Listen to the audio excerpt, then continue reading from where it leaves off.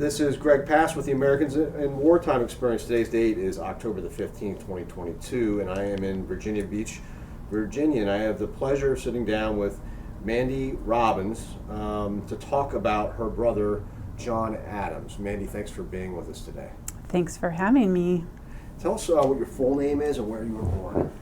My full name is Amanda Joy Adams Robbins. I was born in Chico, California. And John is your brother, correct? He is my brother. And what's the age difference between the two? He is 10 years older than I. Okay. And what branch did John serve in? He was in the Army. And was he enlisted or commissioned? He was enlisted shortly after he got his draft notice. Okay, so he was drafted. Do you remember when he got word that his number was up and he was going? I don't. I was 10 years old when all that came about, so I just knew he was leaving to go to the Army. That's all I know. So he was 20, I'm assuming. He was, yes. And tell us a little bit about your family. You got other brothers and sisters? Mom and Dad. I have one sister and one brother, and then myself. And where were you living at the time that he was drafted? We lived in our hometown, Chico, California. He was not born in California, but that's where my folks moved to when my brother and sister were small. And this would have been 1965 or 66 that he was drafted? Early 66, I would think. Okay, so do you know what his military occupational specialty was? Do you know what he did? What kind of training he went through? Well, I believe he was a mechanic. He was always working on his cars and whatnot.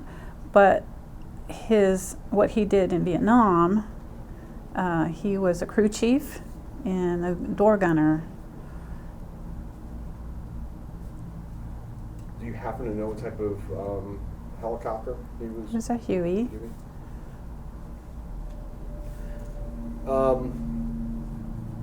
What unit was he assigned to when he went overseas, or when he was overseas? What unit was The 189th. And what, if anything, do you know about that unit and what type of mission that unit had, or where they were geographically in Vietnam? At the time, they were working out of Dak To, which is close to Laos, but they were special forces. He was on a mission to fly reconnaissance over other ships that were doing investigation around the Ho Chi Minh Trail. So, did your family get letters from him, or? Mm-hmm. And have you ever read any of them, or what type of communication did he have with your family? Basically, what I'm getting at is what do you know about his communication and what he told you guys? So the letters, of course, I don't have the letters that were sent to him, but the ones that came home there's nothing in those that I remember. But the ones that he wrote to my father or my mother were, well, we just finished this type of training and blah, blah, blah. Nothing really, didn't really say anything particular or what mission they were going on, or, it's getting bad here, or there wasn't anything like that on there. Mm-hmm. And how long was he in country before he went missing? About 10 months. I know he had told my parents that he had just put in for his R&R, and since California was so far away as far as going home for that. I don't think that was possible. So he chose Hawaii, but he never got there to have his R&R. So, tell us, if you will, how your family found out that he was missing. Well, of course, there was no cell phones or anything back then. We were glued to the nightly news, and the Army officials personally came to the home, and it was during the day. And I remember walking home from school. I was in 6th grade when that happened, and as I approached our house, I saw, the official-looking car leaving. I thought, wonder what's up, and came into the house, and I saw my dad cry, probably for my first time, and I knew something was up, but, I didn't know a lot about what does missing mean. They said, my brother, your brother's missing. Like, well, where did he go? I didn't know. It was just kind of, I knew he was in the Army. I knew he went to Vietnam, but I was just pretty little. So that was kind of how they found out, was through that personal contact from the Army. So about 10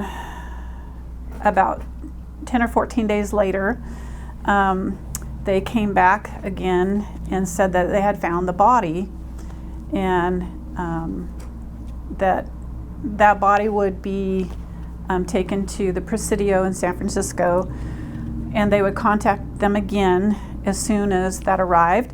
And so they waited and waited in the meantime, making funeral arrangements and whatnot. And they came back a third time and said, well, the body was misidentified. So he was put back on the missing in action list, and that's where it's kind of stayed.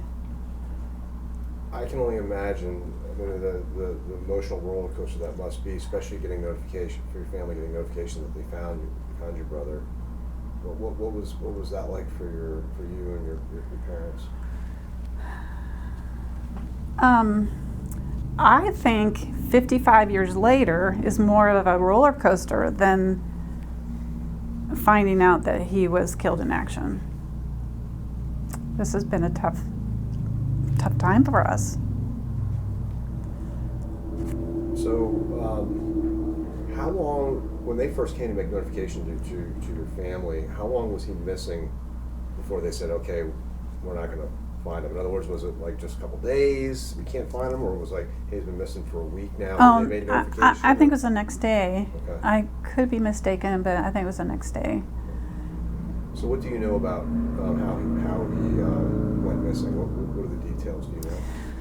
So the details were, he was in a helicopter with 3 other soldiers, pilot, co-pilot, and 2 door gunners, and they were flying over reconnaissance, and the light went on, indicating they were losing RPM, losing power, and they had taken a shot through the rotor, and so the pilot kind of milked it just all he could to find a decent place to land, which there wasn't a lot, and they came to rest on a hill of trees, bamboo forest. And it came to rest about a 45-degree angle down. When they spun around, the tail boom came off, and that's kind of how they landed. So they found the aircraft, correct? Or Yes, they know where the crash site is. Okay. And were they able to recover anybody from that site? Yes, so they were all injured. My brother was injured the worst, as far as I can tell by reading different the accounts. They all were able to get out of the ship. I am not sure if my brother was able to get out on his own or he had help getting out, but because of the foliage, they couldn't go around and help each other, and they couldn't go through this way as well. So two of the men were rescued, and the third one, who was the pilot, he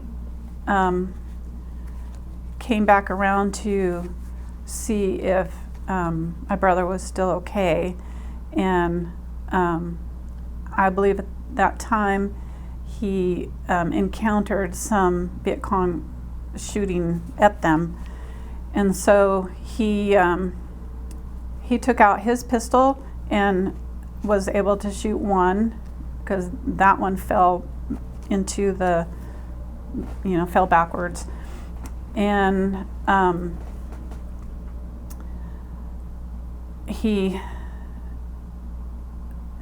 fell down towards the creek bed himself. So the first rescue helicopter took the first two, and then the next one that was there was low on fuel, and they had to cut the basket loose. He went to refuel. A third one came and they hovered for a while but couldn't stay there long. I'm guessing a few minutes, because they started receiving the same ground fire. And so the next helicopter that came, which I'm really not sure if it's the same day or not, but I believe it was so, didn't see any evidence of anybody or any body anywhere around the aircraft, and then that's when they were ordered to bomb the area. So there were just two men that were rescued. The pilot, then it was he. He was rescued as well. Oh, he was okay. Yeah. So your brother was the only one that was not recovered. That's true. Okay. Yeah. And have you talked, or your family talked with the pilot and these other two men? No, I'm not.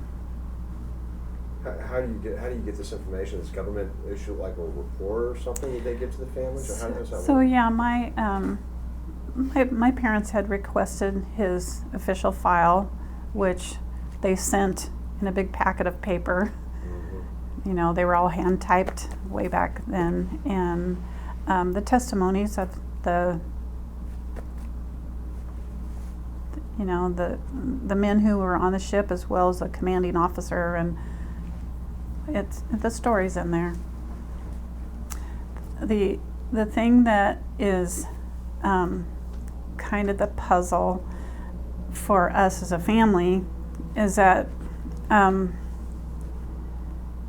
so when the helicopter came and they didn't see anybody and bombed the area, I don't believe he was still there, because back in 1993, I believe, my folks got a letter and a package that had his student body card, like from high school, and his military ID that he had on his person when he went down. So somebody had gotten that from his body. So whether they took him or, it's just, that's the gray area. Mm-hmm. Don't really know.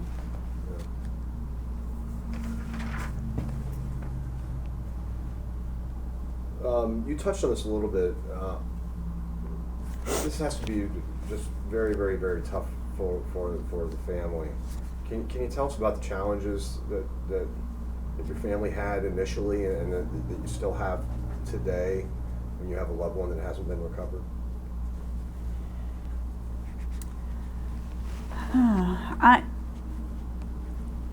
My parents may have had more challenges. You know, like I said, I was 10. They're very quiet people, and they would just say, well, the government is doing all they can. We just have to be patient, you know. I'm not sure I would have been that patient, but gotta love them, you know.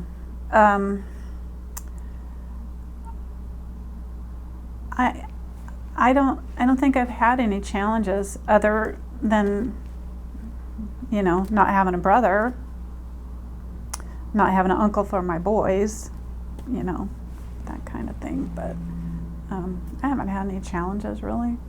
I know that the men that came home weren't treated very well, not well at all, but we didn't know any personally.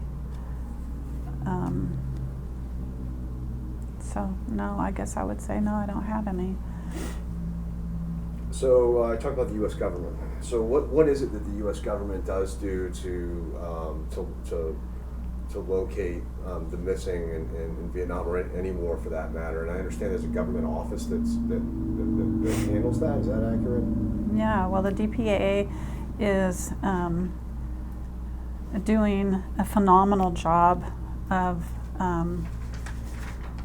going in and researching and excavating these crash sites and whatnot.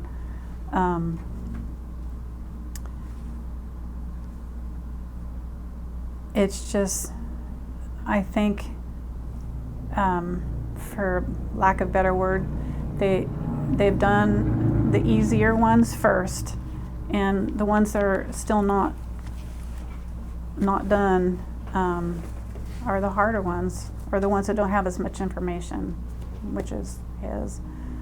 So you mentioned the DPAA.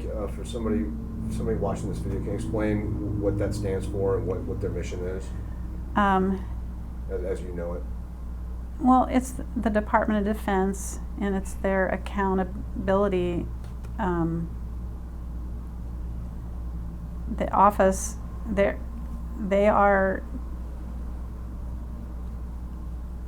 to find the MIAs to the fullest accountability. I mean, they may not find them all. As of date, there's 1,582 MIAs still listed, but I may not find them all. Mm-hmm. But they are to give their fullest accountability to the families. You may not know the answer to this, but what about the Vietnamese government? Do they assist the U.S. government in these missions, or how does that work? There was a time when you couldn't just go in there and start digging a hole, you know. But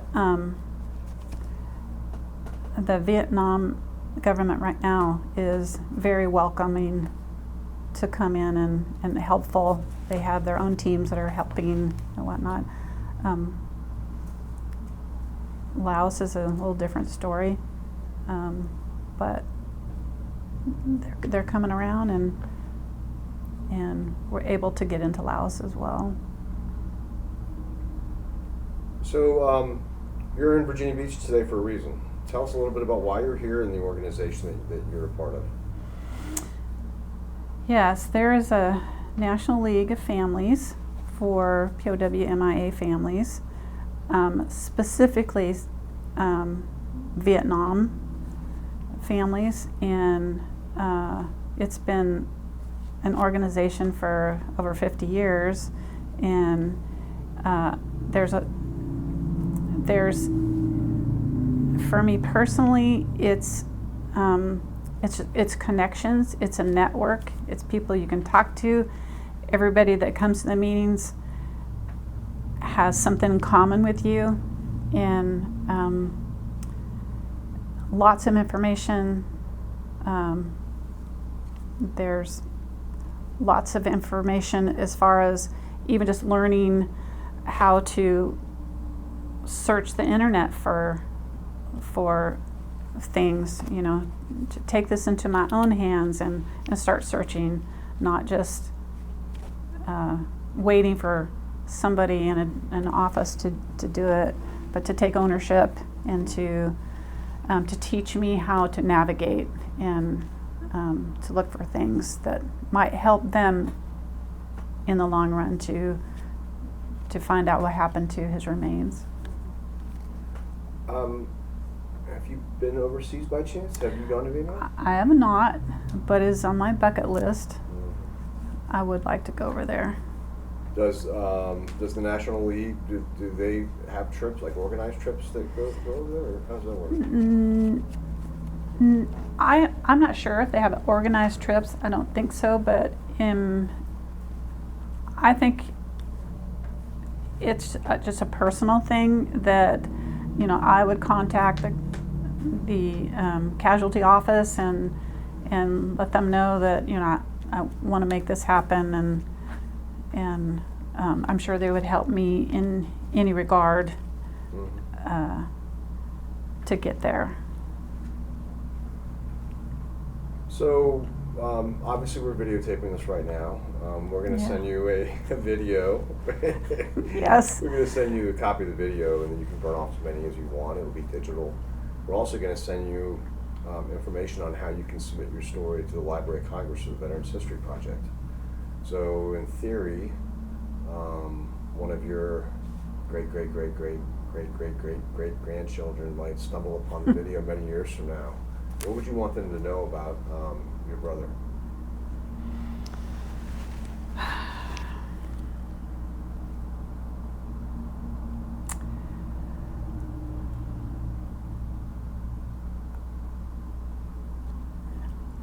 I think that I would want them to know what a great guy he was.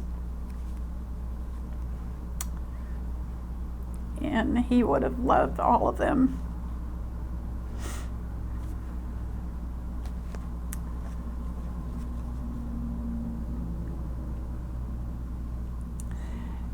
And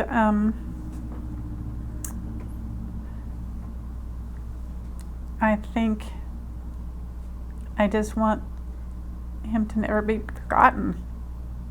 And I mean, that's our whole thing, is we'll never forget.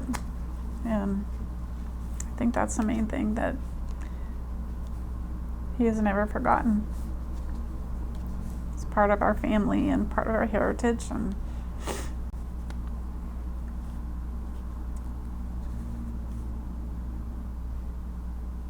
well said.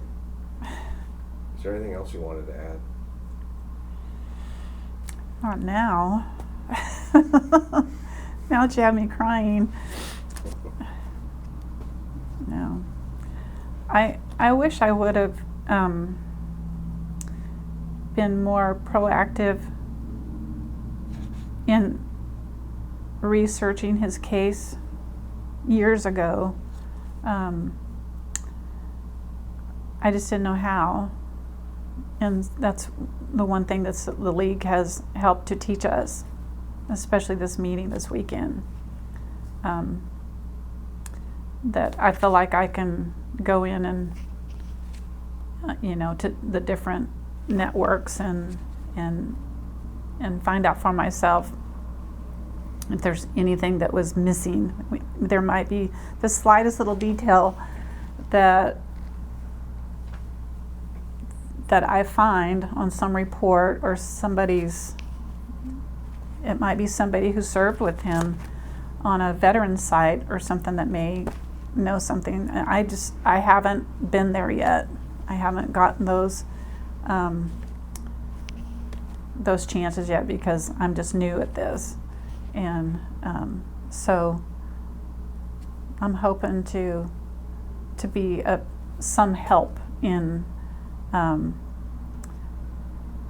getting his case on the excavation next list. Well, I can't thank you enough for coming in and telling us the story. It's nice to hear about your brother's service. And on behalf of the Americans in Wartime Experience, thank you so much. It's a pleasure to meet you. Thank you. Thanks for inviting me.